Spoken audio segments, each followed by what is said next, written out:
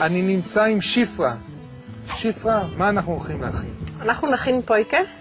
פויקה זה גדרת בשר וירקות, ירקות שורש. סוגים של בשר, יש כאן וייסברטן, וייסברטן זה חלק אחורי. יש כאן זנב עגל, הוא חלק אחורי. יש כאן אוסובוקו עם עצם, מח עצם, וחלוואט שקדי עגל. איך מתחילים? אוקיי, תשים לנו קצת שמן זית במחבת.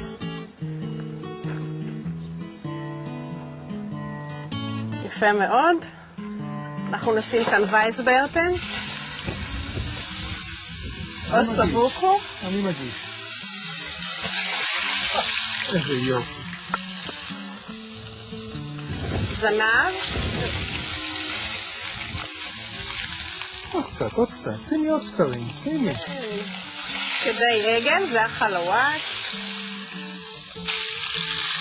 למה משחינים את הבשרים? משחינים את הבשר כדי לסגור את הבשר, שהנוזלים יישארו בתוך הנתח, שיהיו לבסיסיים. יאטם. הנתח יאטם.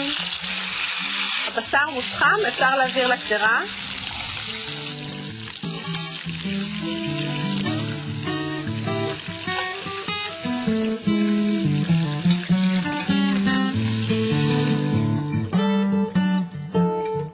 עכשיו נעבור לירקות שורש. ירקות שורש.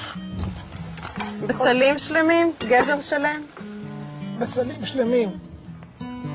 על אותו מחבת, נכון? על אותה מחבת. גזר. קולורבי. שורש סלרי.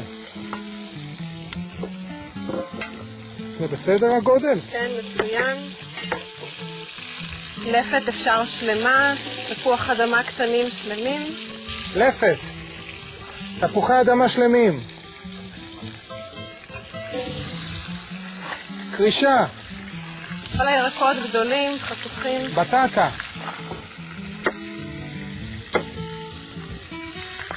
דלורית.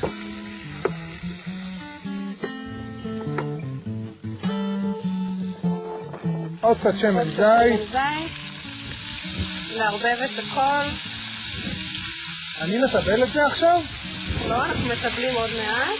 לערבב את הכל.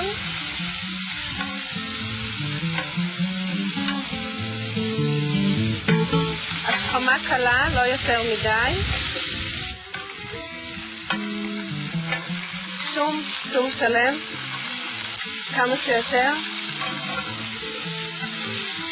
זה מנה סקסי. מאוד. מה יותר סקסי בעינייך? גדרה או איזה נתח של פריימריב? פריימריב בוודאי, הרבה יותר. היא בוקרת, זהו. עכשיו אנחנו מעבירים את כל הירקות לפויקה. פויקה, מי שלא יודע, זה סיר אפריקני. שהוא? עשוי מיציקת ברזל, זו יציקה אחת. ומה זה עושה? הרעיון של הסיר זה להעביר את החום בצורה שווה לכל התבשיל, לכל הבשר, הירקות. אחרי שאנחנו שמים את הירקות, מה אנחנו צריכים לעשות? להכין את הרוטב. שום קטוש. זה כף? כן, אפשר קצת יותר. זה? כן. עוד אחד? עוד אחת. תגידי לי, תגמור את השום. הכל. דבש. דבש. כמה? גם בערך 2 כפות גדולות, אתה יכול למזוג. זה בערך שליש מכל דבר. מצוין.